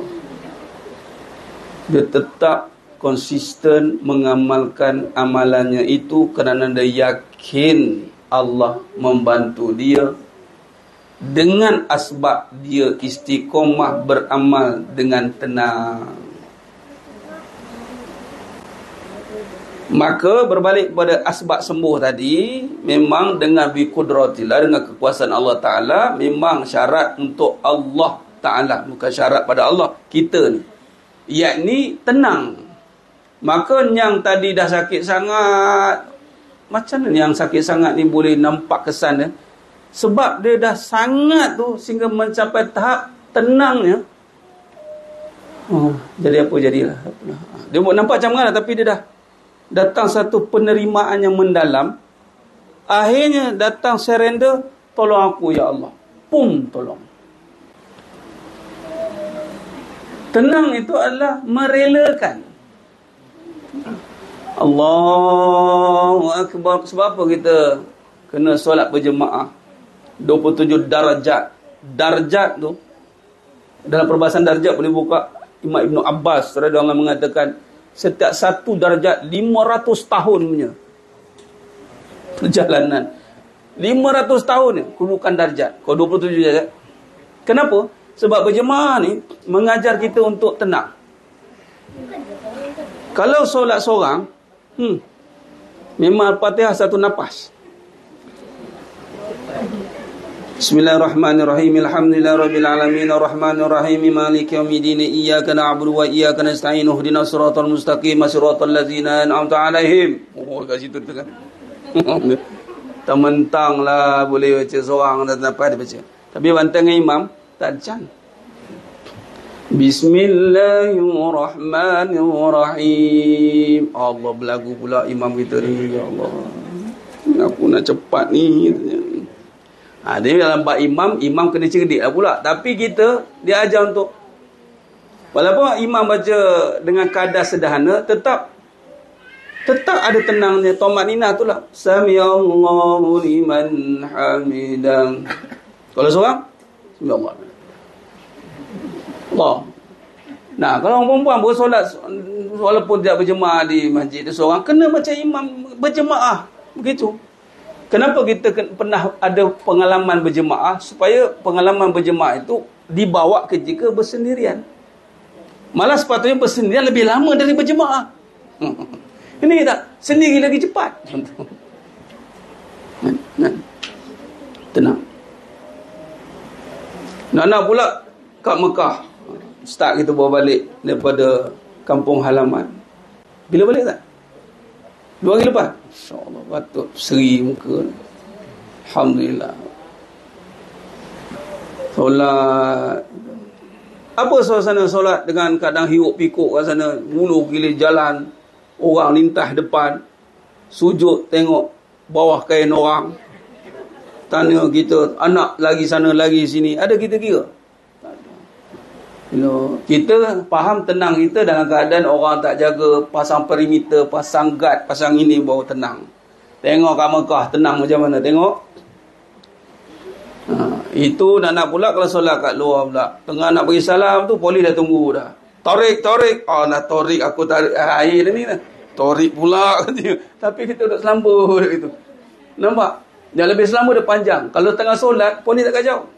Try nak uji ketenangan, polis ada sebelah solat. Tengok, kita tenang dengan keadaan ramai, dengan orang-orang berimpit-impit. Tenang. Di saat begitu kita masih beramal, itulah tenang.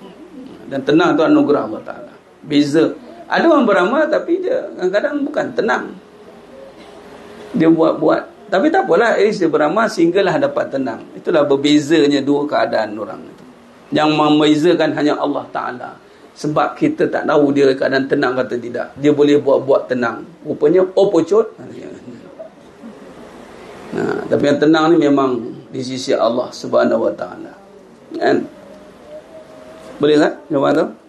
Alhamdulillah. Baik, maka bacalah dengan yakin. Ayat dia, bacalah dengan yakin, yakinlah dengan Allah. Beramallah dengan yakin, yakinlah dengan Allah. Kata kunci kita, jangan yakin dengan amal, yakin dengan Allah. Tapi yakin dengan ayat Quran, beramallah dengannya. Beza. Sebab tu Al-Quran duduk pada rukun iman. Kitab. Zalikal kitabu la raiba fi. Yakin.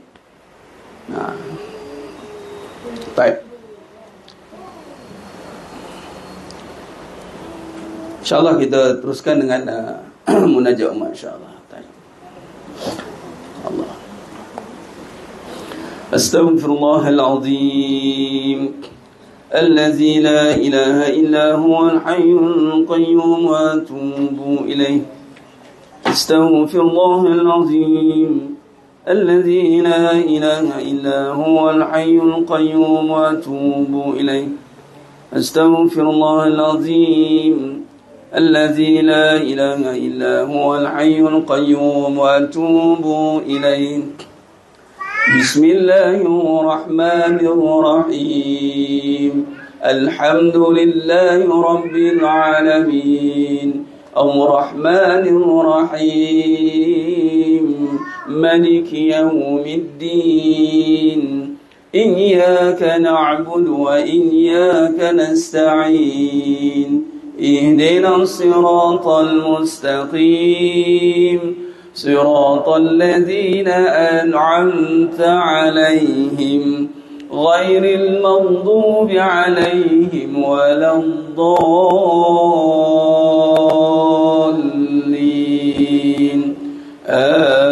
آمين. بسم الله الرحمن الرحيم. الحمد لله رب العالمين الرحمن الرحيم مالك يوم الدين إياك نعبد وإياك نستعين اهدنا الصراط المستقيم صراط الذين أنعمت عليهم غير المغضوب عليهم ولا الضالين آمين. بسم الله الرحمن الرحيم.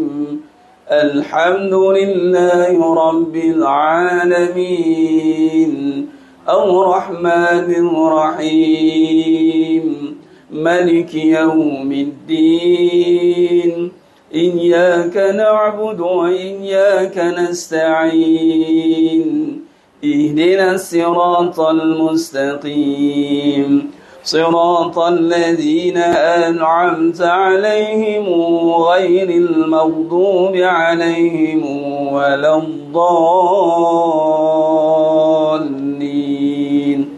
آمين. بسم الله الرحمن الرحيم.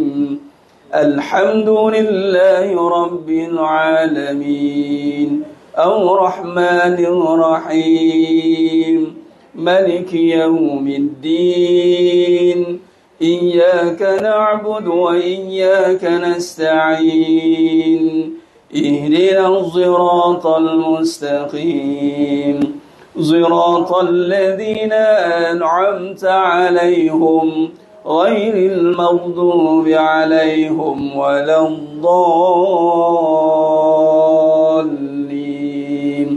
آمين.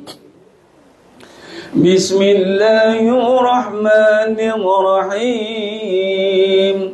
الحمد لله رب العالمين الرحمن الرحيم مالك يوم الدين إياك نعبد وإياك نستعين اهدنا الصراط المستقيم صراط الذين أنعمت عليهم غير المغضوب عليهم ولا الضالين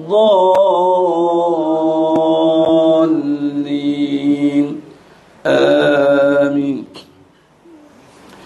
بسم الله الرحمن الرحيم.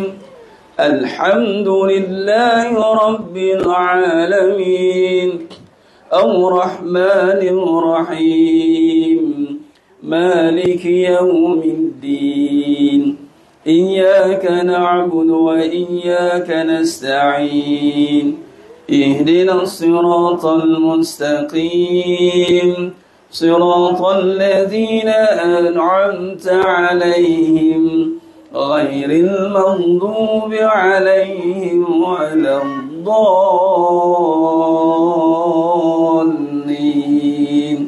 آمين. بسم الله الرحمن الرحيم.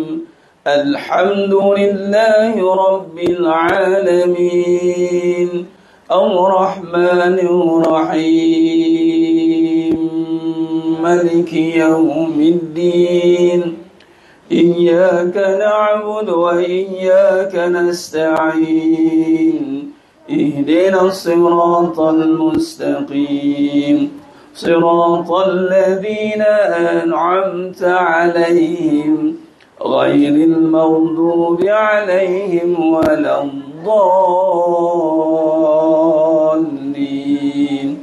آمين. بسم الله الرحمن الرحيم. الحمد لله رب العالمين الرحمن الرحيم مالك يوم الدين إياك نعبد وإياك نستعين اهدنا الصراط المستقيم صراط الذين أنعمت عليهم غير المغضوب عليهم ولا الضالين آمين. بسم الله الرحمن الرحيم. الحمد لله رب العالمين الرحمن الرحيم مالك يوم الدين إياك نعبد وإياك نستعين اهدنا الصراط المستقيم صراط الذين أنعمت عليهم غير المغضوب عليهم ولا الضالين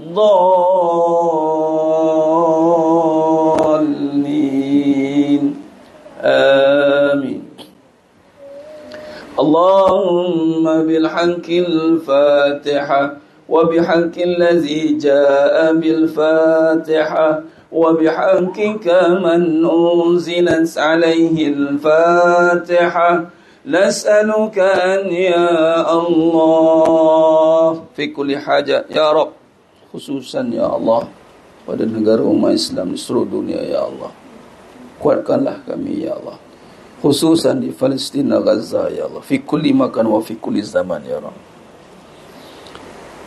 Nas'aluka an ya Allah fi kulli hajat ya Rabb, khususan semua jemaah yang ada pada hari ini ya Allah, menonton yang datang ya Allah. Kabulkan segala hajat kami, permudahkan segala urusan kami ya Allah, dunia akhirat ya Allah. Nas'aluka an ya Allah fi kulli hajat ya Rabb.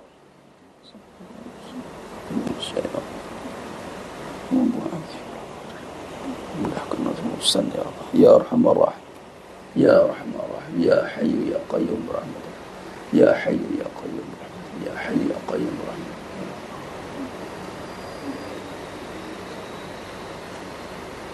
Wa sallallahu ala sayyidina Muhammad wa ala alihi wa sahbihi wa sallam walhamdulillahi rabbil alamin. Taqabbalallahu minkum ومنكم تقبل يا كريم.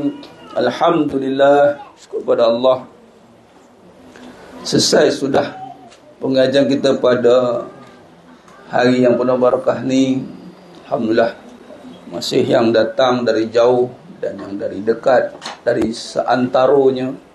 Mudah-mudahan setiap perjalanan dalam menuntut ilmu itu Allah gantikan dengan darjat, setiap langkah darjat, gugur dosanya, diangkat darjatnya, limpah ruahkan rezekinya tanpa hisab. Amin ya rabbal alamin. InsyaAllah bertemu lagi kita pada siri yang akan datang, pada perjumpaan yang akan datang, InsyaAllah. Jika tak ada arah merintang, mohon ampun maaf daripada saya atas kekurangan, tiada kata-kata kurang bicara dalam penyampaian. Hanya Allah Ta'ala sajalah yang mampu menyempurnakan perbahasan kita pada hari yang penuh barakah ni. Aqulu qouli hadza wa astaghfirullah azim li wa lakum wa billahi taufiq wal hidayah. Wassalamualaikum warahmatullahi wabarakatuh. Tangguh dengan tasbih kafarah dan suratul asr. Subhanakallahumma wa bihamdi asyhadu an la ilaha illa anta astaghfiruka. Bismillahirrahmanirrahim. Wal 'asr innal insana fi khusr illa allazina amanu wa amsalihas wa tawassaw bil haqq wa tawassaw bis sabr wallahu a'lam bisawab. Takbir. Allahumma salli ala sayyidina